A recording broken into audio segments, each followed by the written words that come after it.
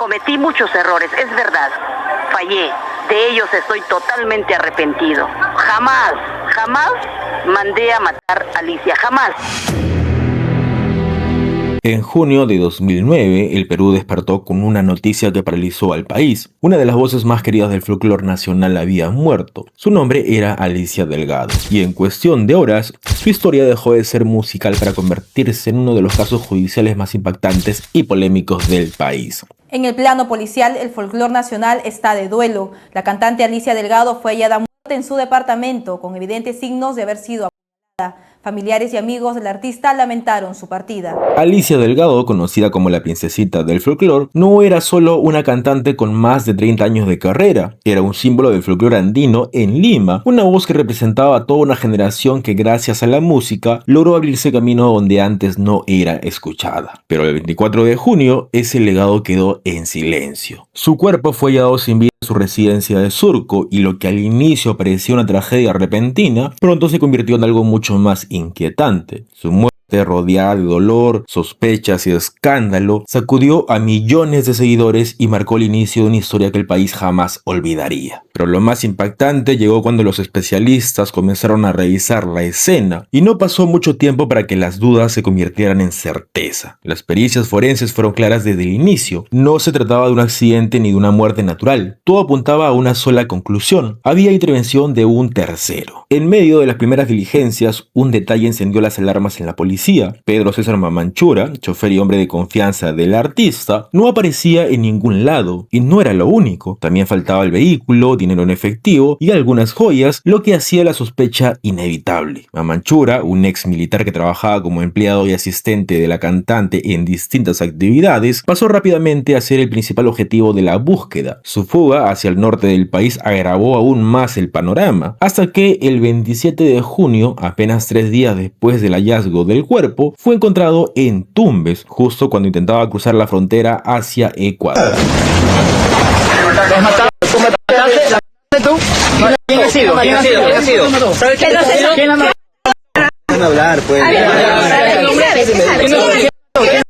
Tras su captura, Mamanchura brindó su primera declaración, admitió su participación en el asesinato, pero también sostuvo que no fue una decisión propia. Según su testimonio, el crimen fue encargado, y la persona que mencionó fue Abencia Mesa. En ese momento, la figura de Abencia cobró un protagonismo oscuro. Conocida como la reina de las parranditas, era una de las artistas más influyentes del país, pero su relación con Alicia no era solo profesional. Ambas mantenían un vínculo sentimental marcado por conflictos constantes, discusiones públicas y una inestabilidad que ya estaba en el ojo de la prensa. Y fue en ese contexto que el 1 de julio de 2009, Abencia Mesa fue detenida por la policía al salir de una emisora radial, ante la mirada de los medios y la sorpresa de un país entero que no podía creer lo que estaba presenciando. Este caso, como era de esperarse, llegó hasta la Corte Suprema. Años después, los jueces tuvieron que revisar todo el expediente desde el inicio y analizar cada prueba con detalle. Sin embargo, uno de los puntos más difíciles de evaluar fue la declaración de Pedro César Mamanchura, porque a lo largo del proceso cambió de versión más de una vez. ¿A quién debemos creer? Al Mamanchura de Piura, al Mamanchura que guardó silencio, al Mamanchura que delante de la fiscal reconoce plenamente lo que había dicho en Piura, o al Mamanchura que está cambiando toda la versión ahora. Al Mamanchura que está acá, doctor. 5 versiones distintas. Dios es testigo, doctor. 5 versiones distintas. Dios es testigo, doctor. Ninguna pregunta. En sus primeras declaraciones ante la policía, no solo admitió haber acabado con la vida de Alicia Delgado, sino que dio detalles escalofriantes de cómo lo hizo. Pero lo que realmente sacudió el caso fue su confesión sobre quién lo había enviado. Según él, Abencia Mesa fue quien lo contrató para cumplir esa misión. ¿Ya te acabo de vender dinero? 500 soles. ¿Tampoco por eso? Ahí la vida le dijo, no pagar tanto, le dijo, págame tanto y lo hago. Lo que le dio peso a estas palabras fue su firmeza en los siguientes días. El 1 de julio, ya frente a un fiscal, Mamanchura volvió a confirmar cada palabra de su confesión, asegurando que nadie lo estaba presionando ni maltratando para hablar, lo que le dio a las autoridades la base necesaria para avanzar con determinación contra Abencia. La confusión aumentó durante el juicio oral. Allí Mamanchura admitió una vez más ser el autor del crimen, pero cambió un detalle fundamental. Esta vez negó que Avencia estuviera involucrada, asegurando que actuó por motivos estrictamente personales. Quiero pedirle perdón a mi hermano, a la señora Avencia Mesa y a la señorita Toribio Delgado, ya que ninguna de estas tres personas han tenido participación en estos hechos. Perdónenme por todas las versiones que he estado dando, por presión. Esta nueva versión era un salvavidas para la cantante, pues eliminaba por completo la figura del asesinato por encargo. La señora fiscal me acusa si de repente no tiene madre, no tiene hijo, sin fundamento, sin prueba. Pero la historia no terminó ahí. En el momento de mayor tensión, durante el careo frente a frente, Mamanchura volvió a cambiar de opinión y regresó a su versión original. Visiblemente afectado, confesó que el crimen sí fue por encargo y explicó que sus mentiras anteriores fueron producto del miedo debido a graves amenazas que había recibido tanto él como su familia. ¿Qué le dijo? Que la victimara la señora. Yo no tuve valor ese día. Pero ¿por qué le digo? No, si tú no puedes, dime si no para mandar a otro. Pero al final, como si no lo hacía, yo perdí el trabajo. Lastimosamente estoy tratando con una señora que... Te estás tratando conmigo, mírame a mí, no te ocultes. No seas cínico. Dime tú en mi cara, no mientas. No mientas. ¿Tenías el temor de que la Yo no señora... tengo por qué temor. Simplemente dime en qué circunstancias te mandé a matar. ¿Cuál fue el objetivo? Tú dime, Avencia, por esto y este es el objetivo. El objetivo fue... ¿Qué ibas a ganar tú de mí? ¿Y yo qué iba a ganar de ti? El objetivo fue los celos. Ante este mar de contradicciones, los jueces tuvieron una tarea titánica: evaluar qué versión era la real. Al analizar todas las declaraciones en conjunto, los magistrados notaron algo importante. Aunque Mamanchura cambió los detalles y los motivos, siempre terminaba regresando al mismo punto en los momentos más críticos: el señalamiento directo contra Avencia Mesa. Para la justicia, estas variaciones no borraron el hecho principal, concluyendo que los cambios de versión no invalidaban la acusación de fondo, que Avencia Mesa fue quien ordenó el final de Alicia Delgado. Pero los jueces sabían que una confesión, por fuerte que parezca, no puede sostenerse sola. Por eso el caso no solo dependía de lo que Mamanchura decía, sino de si existían pruebas externas que respaldaran su declaración. Y allí apareció uno de los puntos más discutidos y polémicos de todo el proceso: el rastro de las llamadas telefónicas. Uno de los argumentos más agresivos de la defensa de Avencia fue justamente ese. Sostuvieron que el 22 de junio, fecha clave en la investigación, era imposible que Avencia se hubiera comunicado con Mamanchura porque, según su versión, los celulares de la cantante se encontraban en poder de Alicia Delgado. Además, insistieron en que no existía un reporte técnico concluyente que conectara directamente el número de Avencia Mesa con el del ejecutor en el momento exacto del presunto encargo. No existe vínculo de comunicación. Revisemos el proceso de cabo a rabo y no hay comunicación entre Mamanchura y la señora Avencia. No existe. La señora Avencia no se encontraba en la ciudad de Lima durante el evento. Se encontraba en las alturas de Chimbote.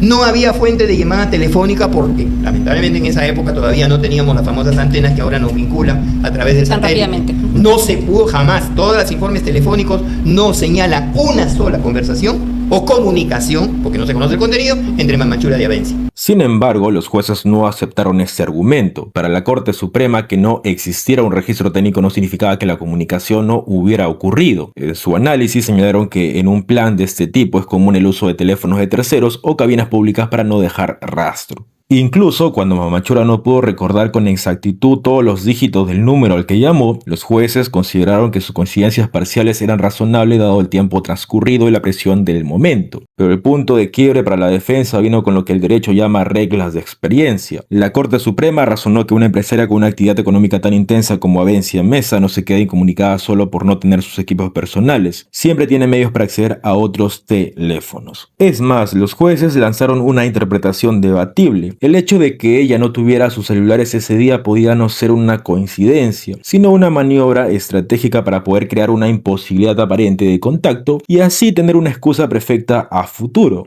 Finalmente, la Corte Suprema puso sobre la mesa un detalle que demostraba la verdadera cercanía entre la supuesta instigadora y el ejecutor. Mamanchura no era un extraño, pues tenía ropa y pertenencias personales en la casa de Avencia Mesa. Para la Corte, esto confirmaba que no era una relación lejana o interrumpida, sino un vínculo activo y de plena confianza. Bajo esta lógica, la presencia de Mamanchura en el entorno de la víctima no fue una casualidad, sino parte de una finalidad concreta dentro de la trama que terminó con la vida de Alicia Delgado. Otro de los argumentos de la defensa fue intentar restarle credibilidad a Mamanchura, presentándolo como un hombre resentido que buscaba venganza. Según el abogado de Avencia Mesa, Mamanchura tenía motivos de sobra para mentir, ya que ella supuestamente había ayudado a capturarlo entregando su fotografía a la policía. Sin embargo, los jueces analizaron esta teoría y la desecharon. Para la corte, Mamanchura ya era el principal sospechoso mucho antes de que su foto circulara en los medios, por lo que la supuesta ayuda a Avencia no fue el factor que lo puso tras las rejas, ni una razón suficiente para inventar una acusación tan grave por despecho. Al contrario, lo que el juicio reveló fue una relación de cercanía que sorprendió a muchos. Se descubrió que Mamanchura sentía un profundo afecto por Avencia Mesa, a quien incluso llamó cariñosamente tía. Avencia no solo le daba trabajo, le brindaba alojamiento, alimentación y apoyo personal, incluso en los momentos en los que supuestamente ya no trabajaban juntos. Tras evaluar esos hechos, los jueces llegaron a una conclusión lógica. No había rastro de odio o venganza en el comportamiento de Mamanchura. Por el contrario, ese vínculo de familiaridad y extrema confianza que ambos compartían hacía que su testimonio inicial fuera mucho más sólido para la justicia. En lugar de un enemigo mintiendo, la corte vio a un hombre de confianza confesando una verdad que los involucraba a ambos. Otra de las pruebas que la Corte Suprema examinó con especial atención fue el entorno íntimo de las artistas. Al analizar su vínculo, los jueces fueron contundentes.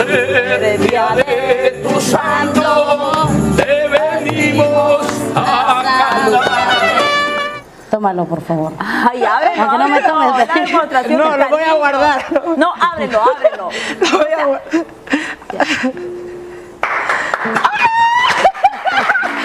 ¿Qué es esto? Un anillo de compromiso,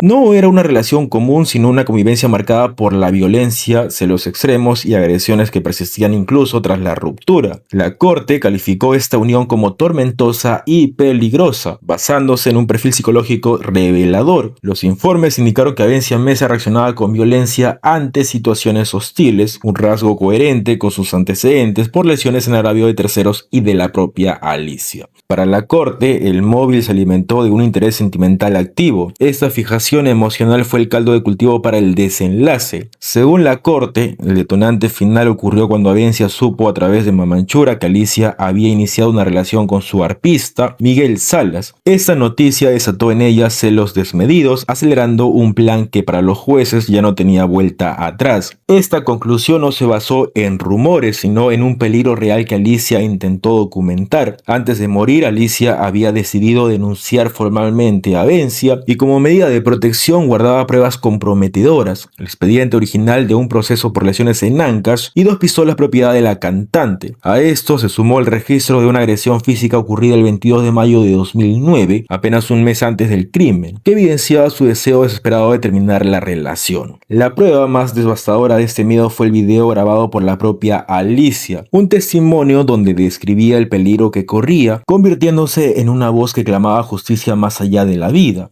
Ella ha jurado que se va a vengar de mí por haberle denunciado, pero tampoco me voy a dejar maltratar. Ella no es quien. Y yo le he dicho que eso va a ir hasta la fiscalía, porque yo pido garantías. Ella me ha dicho que voy a matar el día que te vea con un hombre. O sea que yo no... Sí, me dijo, te voy a matar, muerta te vas a librar de mí, dice. Al contrastar esto con la confesión de Mamanchura, la corte determinó que Avencia no solo tenía el motivo, sino que decidió eliminar a la víctima por exclusivo encargo, instigando a su asistente para cumplir el crimen a cambio de una suma de dinero. Para la corte, esta acumulación de evidencias no fue una coincidencia, sino la confirmación de una tragedia anunciada. Finalmente, al unir todos los hilos, los jueces determinaron que Avencia Mesa era la única persona que reunía todas las condiciones necesarias. Tenía el acceso a la víctima, gozaba de su confianza y sobre todo poseía la influencia suficiente sobre Mamanchura para ordenarle un acto de esa magnitud sin el riesgo inmediato de ser delatada. La sentencia de la Corte Suprema fue definitiva. Avencia Mesa fue responsable como instigadora del crimen, mientras que Pedro Mamanchura fue condenado como autor acreedor directo. Ambos fueron hallados culpables por el delito de homicidio calificado por lucro cometido contra Alicia Delgado. Por estos hechos, la Corte les impuso una pena de 30 años de prisión, una de las sanciones más severas contempladas en el sistema penal peruano en ese momento. Además, se estableció el pago de una reparación civil de 250.000 soles, monto que ambos deberán asumir de manera solidaria.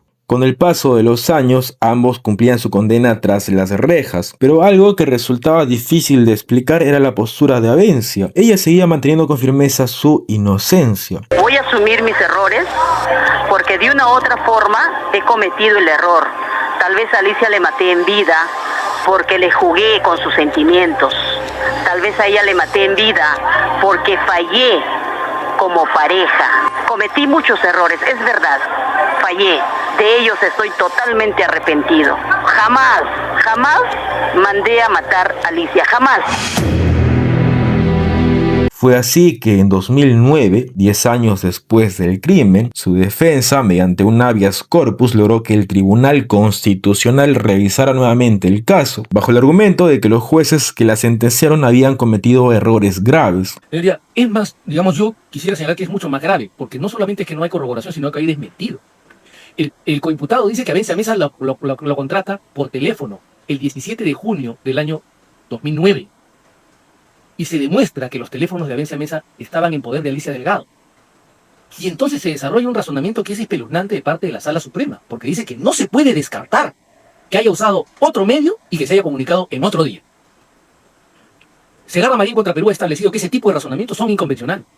Ya fulminado justamente la sentencia del caso Segarra Marín, donde se dijo que el imputado no había podido desvirtuar los cargos de la Fiscalía. Eso es muy importante para nosotros, señoría, para señalar que ese razonamiento es inválido, porque no es solamente que no tiene corroboración, sino que tiene desmentido. Y en segundo lugar, señoría, sobre el tema de la contratación, vuelvo a decir, no solamente no hay momento de la contratación, sino que además hay un elemento que para mí marca el sesgo de la investigación. Una persona ingresa a la casa y limpia la escena del crimen y nunca es tenida por sospechosa, estando el cadáver en la puerta con la puerta cerrada.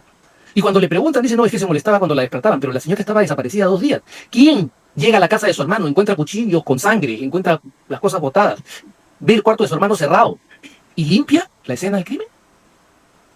Ese dato la policía no lo usó para sesgar esta investigación. ¿Cómo podía ser que Abencia Mesa tuviera celos si es público y notorio, además, que ella había iniciado una relación sentimental con Sundy Kulkimbus? No puede ser, no resiste la lógica. La máxima experiencia no es que la pareja que deja mata a la persona que deja. Al revés. Gracias, señor. Lo sorprendente vino después. El Tribunal Constitucional le dio parcialmente la razón al concluir que los jueces anteriores no habían explicado de forma clara y coherente cómo las pruebas sustentaban su responsabilidad, especialmente frente a las constantes contradicciones en el testimonio de Mamanchura. Y luego de esas diferentes versiones, los juzgadores tomaron la que pueda ser más proclive a imputar la responsabilidad de Abencia Mesa, atribuyéndole que ella le contrató para que mate a Alicia Delgado. Entonces, si yo atribuyo algo, pero no lo estoy corroborando con otros elementos, quisiera que expliquen, ¿se puede justificar un argumento de condena? A raíz de esto, el Tribunal Constitucional ordenó que la Corte Suprema revisara nuevamente el expediente, esta vez de forma mucho más minuciosa. Lo que parecía ser una esperanza definitiva para Abencia terminó siendo el cierre final de su camino legal. Tras un análisis profundo de cada detalle, el destino fue el mismo. En enero de 2020, la Corte Suprema confirmó que los indicios eran sólidos y ratificó nuevamente la sentencia de 30 años de prisión. ¿Eres inocente? Soy inocente. No quiero que nadie me crea. Con que yo soy inocente y Dios sabe la verdad, creo que para mí eso es lo más importante.